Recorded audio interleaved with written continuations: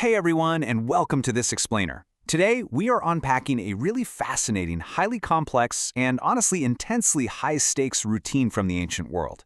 We're going to get the daily ritual order explained, specifically the daily divine service of ancient Israel, which is commonly known as the Tamid. Now, this wasn't just some casual morning prayer. No way. It was a meticulously orchestrated seven-step system, and it was designed to maintain the very presence of a holy God right in the middle of a human encampment. It's kind of like this brilliant puzzle of ancient ritual, and we're going to piece it together.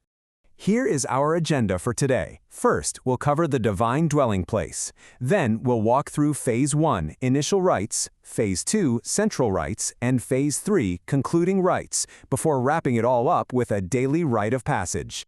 So, starting with our first section, the divine dwelling place, setting the stage. To really grasp this ritual, you have to understand the fundamental tension it was trying to solve.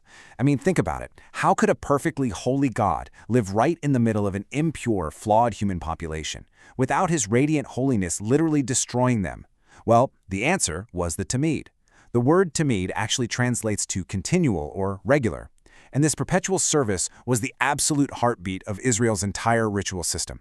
They did this without fail twice a day, every single morning and every single evening.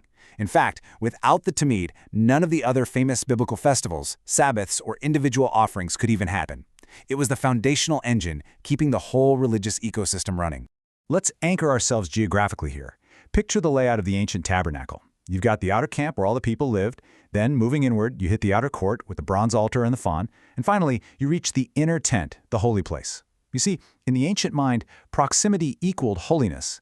The closer you moved toward that inner tent, the more sacred, and frankly, the more dangerous the space became. And the timing of these rites, it mapped perfectly onto the natural rhythms of a day in the life of the ancient Israelites. The morning service, at dawn, transitioned the camp from night to day, basically ensuring God's presence was sustained while everybody worked. Then at twilight, the evening service transitioned them back into the dark, maintaining that divine protection throughout the entire night. So it was this unbroken 24/7 cycle of ritual maintenance. Which brings us to Phase 1, initial rites, preparing the way.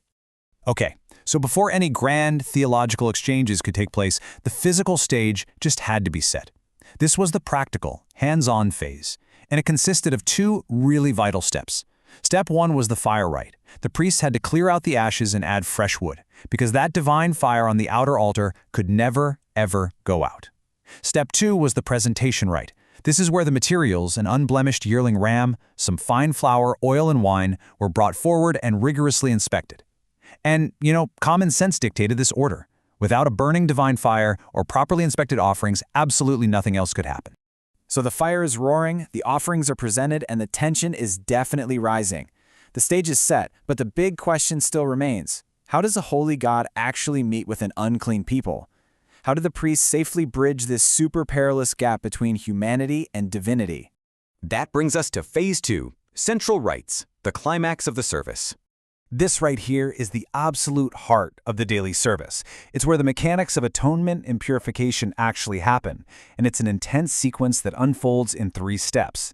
First up, the blood rite. The ram is slain, its blood is drained into basins, and it is forcefully splashed against all 4 sides of the outer altar to ritually purify it. Second is the incense rite. The high priest takes burning coals and actually enters the terrifying holiness of the inner tent to burn sweet-smelling incense and tend the golden lamps. And finally, the burning rite. The meat of the ram, along with the grain and wine, is placed on the outer altar, smoking up into the heavens. Now, there are some really fascinating, subtle differences between the morning and evening sequences. The core architecture is completely identical for both, but in the morning, the priest actually has to remove the cold ashes from the altar and take them completely outside the camp, which requires a whole change of sacred vestments. In the evening, well, there are no cold ashes to remove, so they just skip that step. But the heart of the service, the blood, the incense, and the burning, that never changes.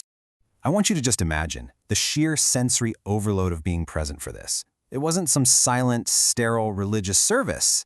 You would hear the visceral, metallic splash of blood hitting the bronze altar.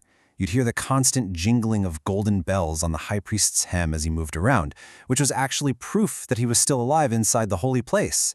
You'd smell the heavy, rich smoke of burning meat and pure frankincense, and you'd see the flash of sunlight bouncing off the high priest's golden diadem, which declared Yahweh's holiness.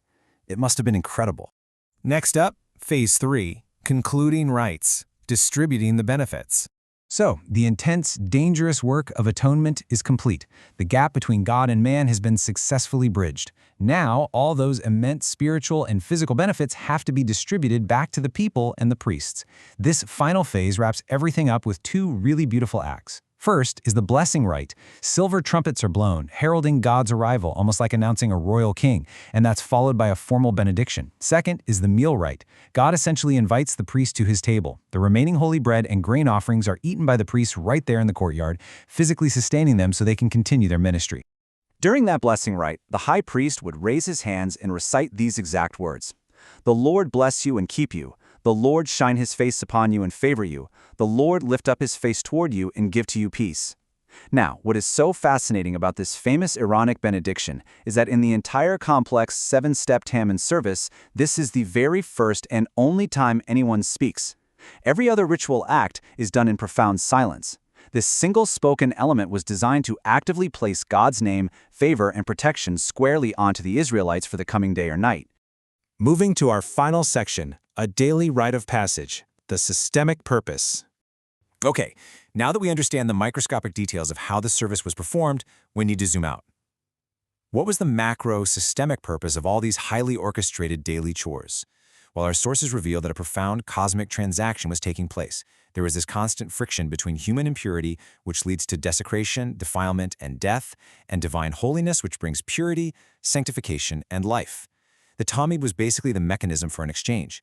Twice a day, Israel's earthly impurities were ritually traded at the altar for God's life-giving holiness, ensuring the camp wasn't consumed by divine wrath. If we look at it anthropologically, this entire daily routine functioned as a massive rite of passage. Think about it. The presentation rite acted as the separation stage, moving materials out of the ordinary everyday world. Then, the blood and incense rites were the transition, or liminal stage. This is the most dangerous part, where impurities were actively cleansed. And finally, the blessing and meal rites served as the incorporation stage, bringing a now sanctified people back together in peace. They were safely navigating this really dangerous transition from unclean back to clean every single day. The ancient Israelites completely understood that maintaining their core identity and their connection to the divine wasn't just some once-a-year event. It required a constant, daily, intentional rhythm. For their community, it was quite literally a matter of life and death. And I think it leaves us with a really fascinating question to reflect on. If they required this meticulously structured ritual to navigate the chaos of their world, what daily rhythms and rites structure our own sense of purpose, safety, and identity today? Thanks so much for joining me on this explainer. I hope you found it as fascinating as I did.